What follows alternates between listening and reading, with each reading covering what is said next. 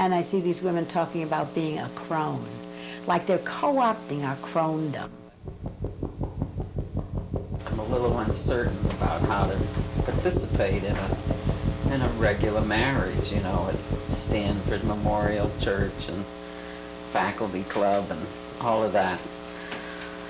But my kids like me.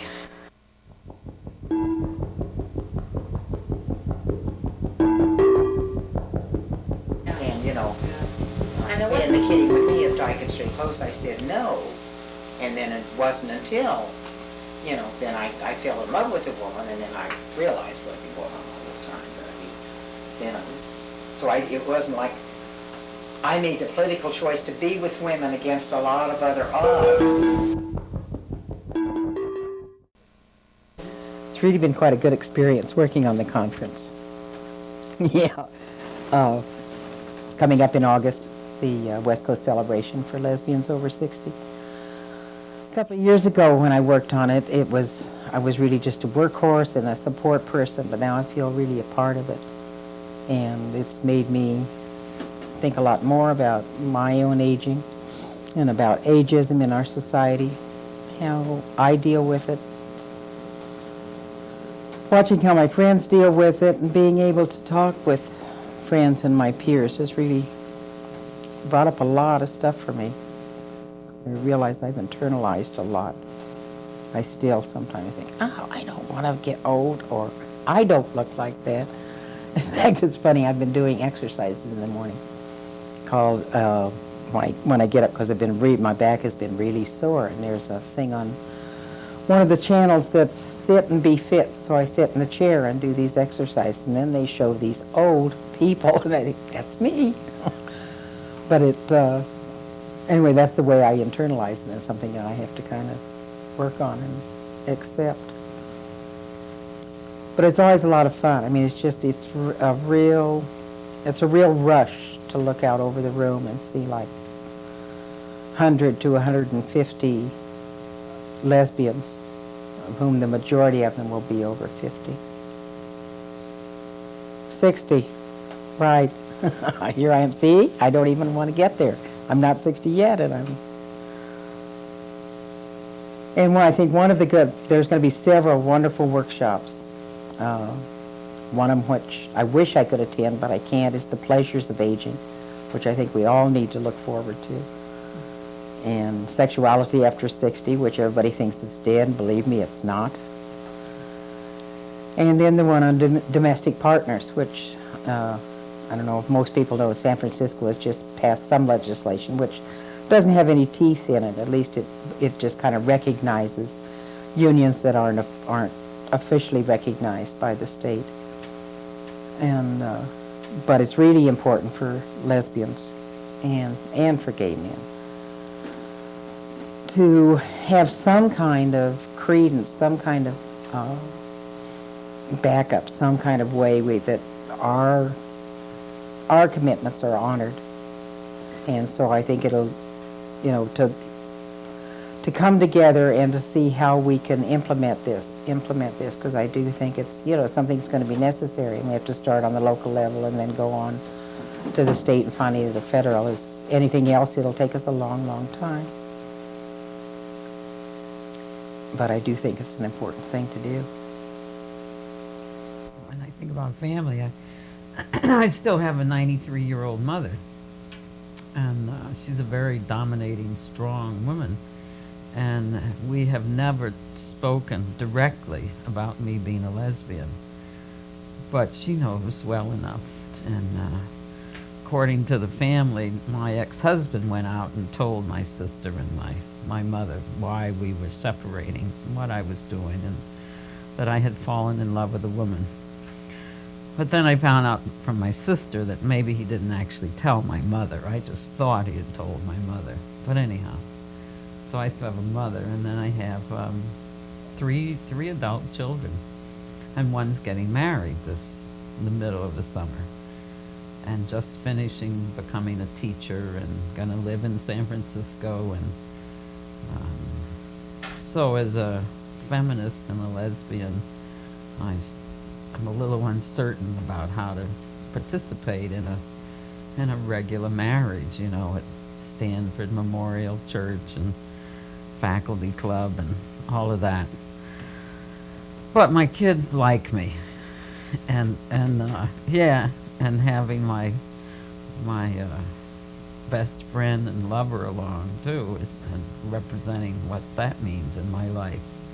And but so I look forward to all the friends part of the wedding, and so that's probably the way I'll participate, having a party with all my friends and me.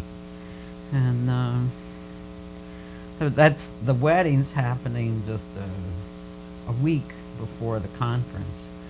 So in my emotional and mental life, these things are very intertwined.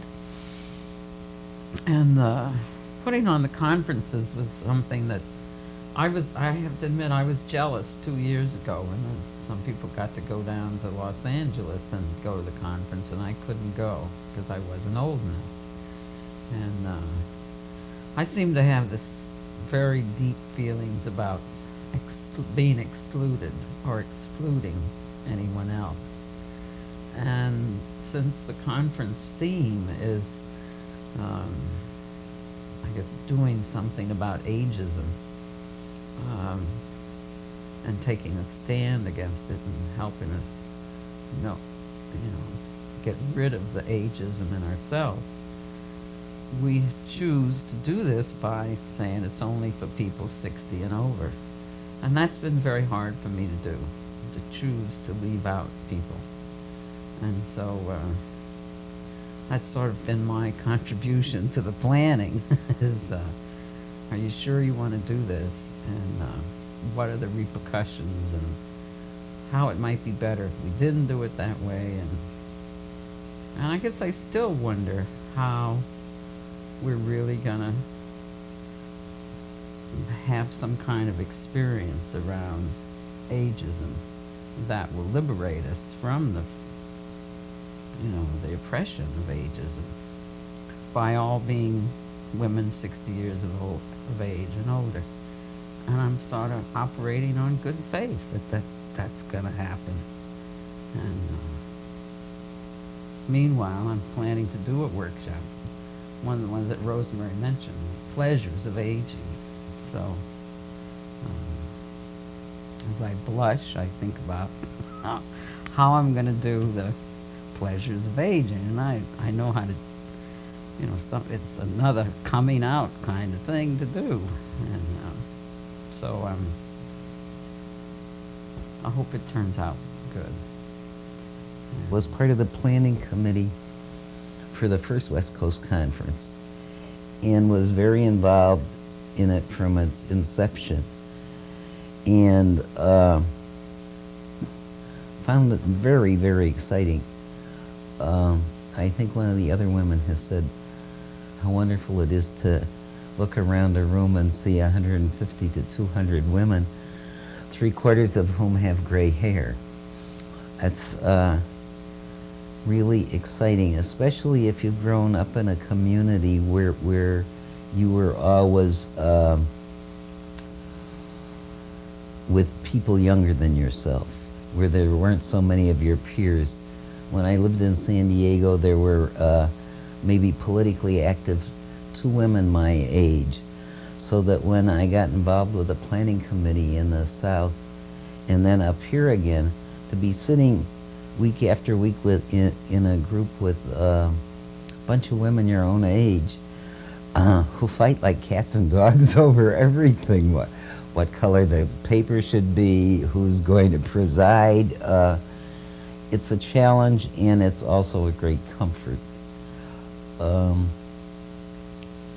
I think this conference is going to be different in many ways than the other conference, but I think that happens no matter what a planning committee does.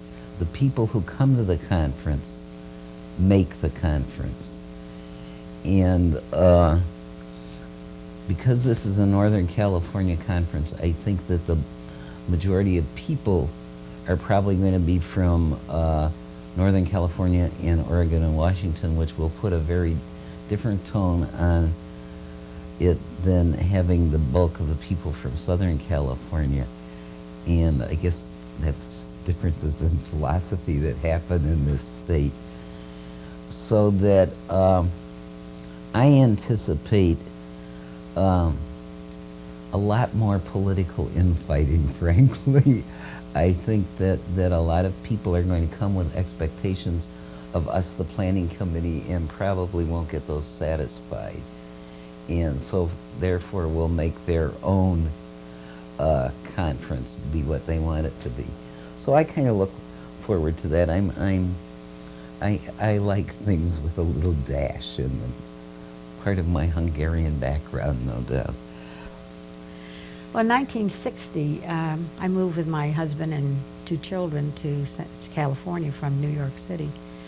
And that was when I had my first glimpse of community. We joined a congregation, and it was, I mean, all the excitement and of the 60s was in these congregations. And we belonged to one in San Diego and then in LA. Spent 7 years and just got incredibly active. I mean, I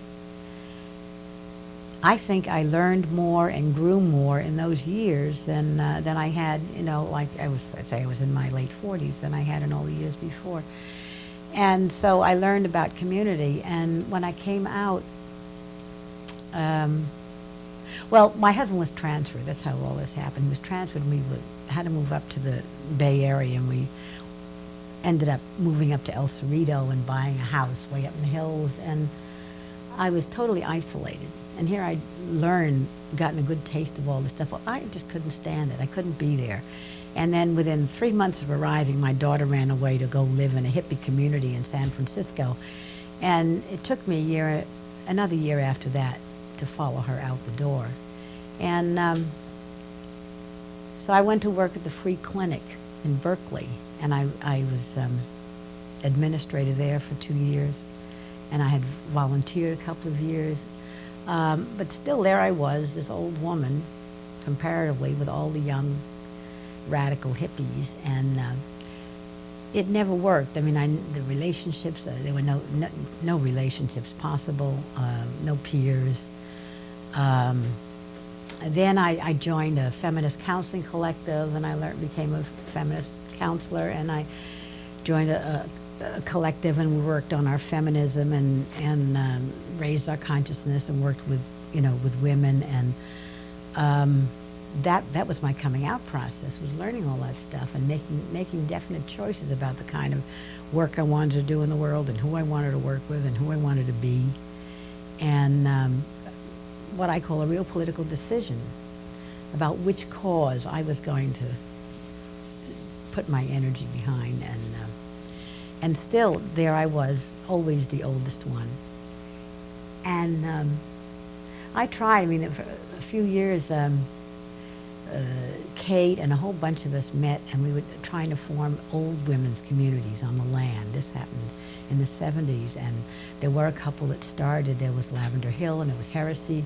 Well, we met for years, a group of us, and we hammered out principles of unity, and we argued about, were we going to be ovo-lacto vegetarians, and what about some of us who had male children? How far on the land could they put their feet? And you just name it. I mean, we went on and on and on and tried to draw up principles of unity and did all kinds of things. And 2 communities actually did evolve and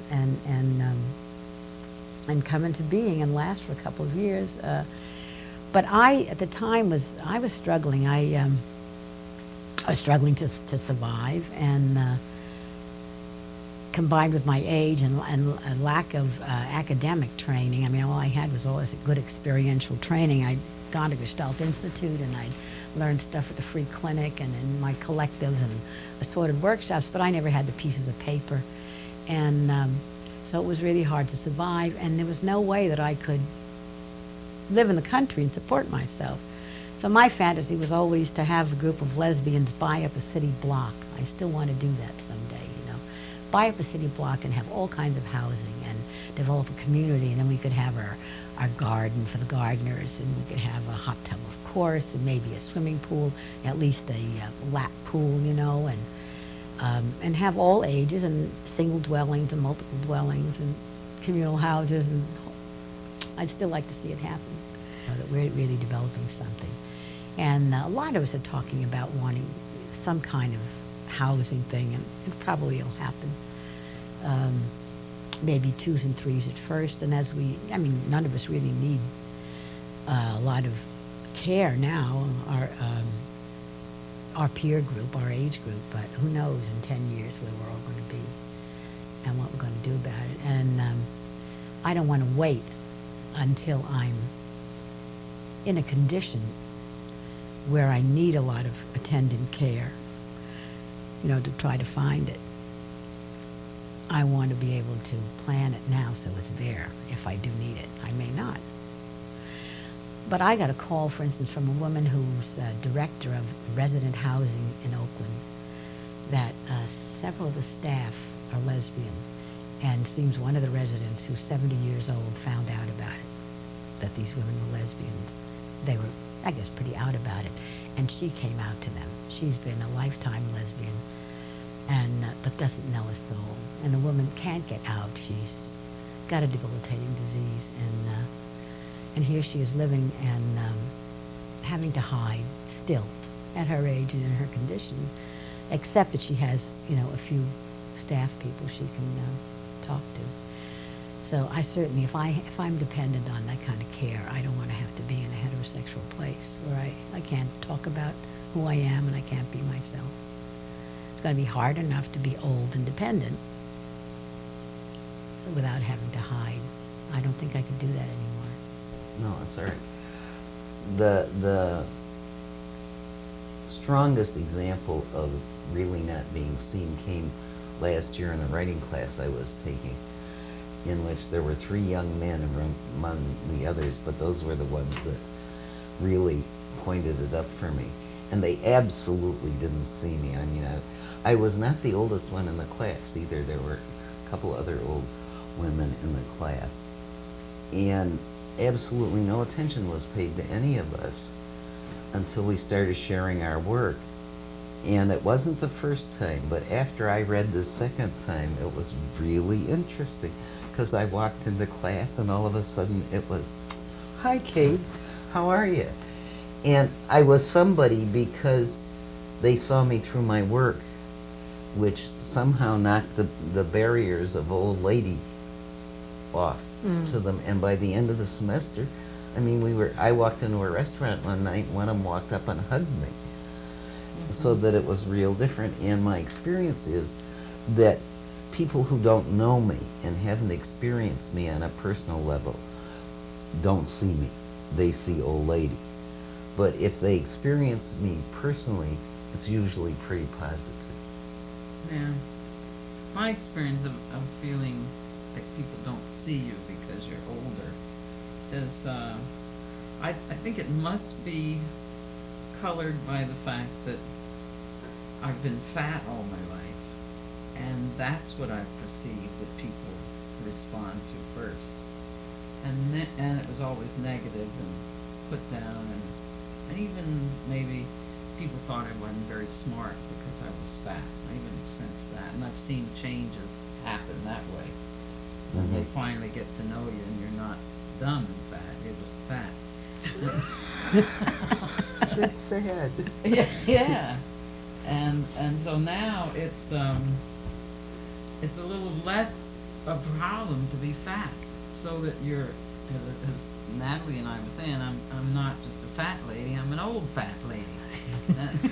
And so that's what I experience. And then the difference is like once again, when you show them who you are, when you come through, It doesn't make any difference. Getting a flat tire fixed, because it's on a pickup and a truck, and I'm driving the truck, the servicemen deal with me with more respect once they see the vehicle that I'm driving. And That's crazy. So the same thing happens among young women and old women, but it's so subtle that it's really, really hard to define. But And then you're an old, fat lesbian. right, you really.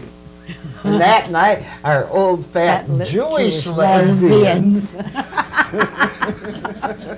You're not fat though. honey. I'm not fat. No. Sure I am. Not as fat. Differences, right? Right. It's like my 90-year-old clients telling me, "Oh, you're so young, you don't know anything." I love it. Yeah, well, they're right. Yeah, they are. I mean, 30 years is a long time.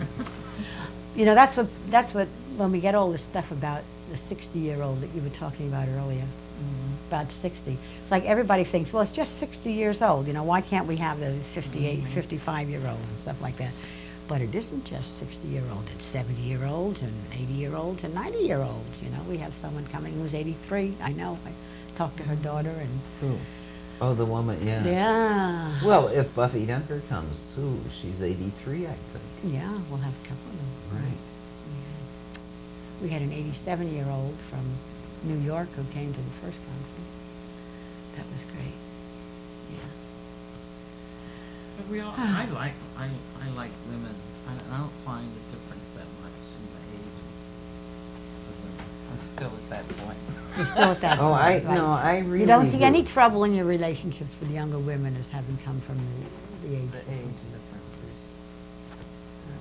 differences. Oh, I see, I No, see. 'cause I had just as much trouble with one at the same age. That's true. I see differences. I see real differences. In one of them's energy, but aside from that, they're different Interests. problems. Yeah, They're they're different dealing with different problems, things in yeah. their lives. Exactly. That's Yeah. the big difference. Yeah. That's age-related, definitely. Like when I was a student at San Francisco State, that, again, you know, because of my work, I come through and the age didn't matter. But after a while, it did matter because you knew things differently. You know, and I go on my intuition more. I let myself do that. You know, but I don't. It's like a younger social worker can give you 10 reasons why she did something. I can maybe Quite only a give book. you 2 reasons, but I still did it. You know, and I knew it was the right thing to do. That's what I call intuition. Well, that is intuition, but I think that has that I don't think has anything to do with age. I think that has to do with really trusting the deeply feminine inside Well, yourself. you don't think that comes with age? Well, yeah. In my case, But it it is. Trusting depends. yourself, But right. some people come to it earlier than others. Yeah, maybe. yeah. Oh, I really. And some people never come to it. I see. I mean, I know in our group, you know. There's some people who've never that- come that- to it. that- No, that there are a lot of, Yeah. not a lot, but there are at least a third that I could name that I feel women that don't really trust themselves and aren't sure of themselves. Well, I tell you what gets me angry is when I read some of the feminist spirituality magazines, and I see these women talking about being a crone. Like they're co-opting our crondom, you know. Crondom starts when you're 56, right? Your second Saturn return, absolutely. And these women are saying, no, it comes with the, you know, that a young woman can be a crone if she had advanced to a certain stage of learning. And I get so furious with that. We can't even be crones or be hags and have that anymore. Even the younger women are even trying to take that away from us. Well, that's what I think the patriarchy has done around the women's movement, around co-opting all the kinds of Well- stuff, and what it does is denigrate us again, Yeah, put us it down. filters trickle Yeah, down things so that yeah. even the young lesbians are doing it. Well, and straight women too, and calling themselves feminists, and it really irritates me. What irritates you? The way the establishment perhaps co-ops around feminist issues, and what they really are doing are, in a way, taking the power out of it and making it bland and trivial.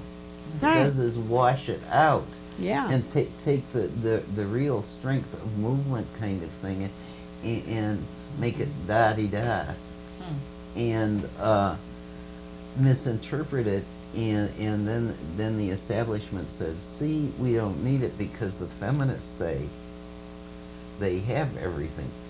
But they're still getting 59 or to 62 cents to the dollar. Right. And nobody looks at those issues.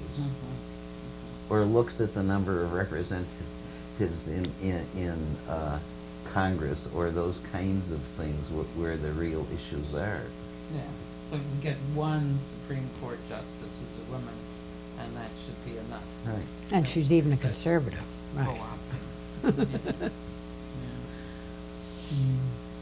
Oh, but still, I think part of being a lesbian is liking yourself more so than almost anything else.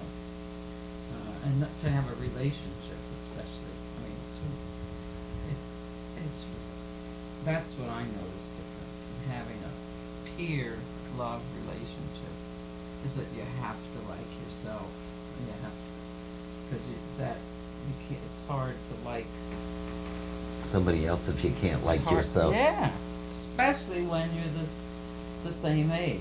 Now that's In the same Right, sex. same Yeah. sex, right. same sex. Right. Yeah. That's interesting, because Yeah. younger women, when people would say to me, what's your ideal relationship? And I would say, I want a clone. And everyone says, what, wouldn't you be bored? No way. No way would I be bored to have a clone, Right. to relate to a clone. I'd love it. Well, I'm not looking su- for it. I'm not sure exactly a clone, but. Well, I'm not always in yeah. the same space all the time. I mean, there are, a lot of aspects to me. I'm not Right. saying that my clone would be in the same mood I was all the time. Yeah. I'm sure we'd have some great fights. I can fight with myself better than anybody else. So, Yeah. The first time I asked, but you maybe don't mind if I say no, this. of course not. First time I asked my youngest daughter if she liked Oh, Natalie, yeah, right. and she was indignant. She said, "Well, Mom, she has so much to like, and I like you. How can you even ask me whether I like her or not?"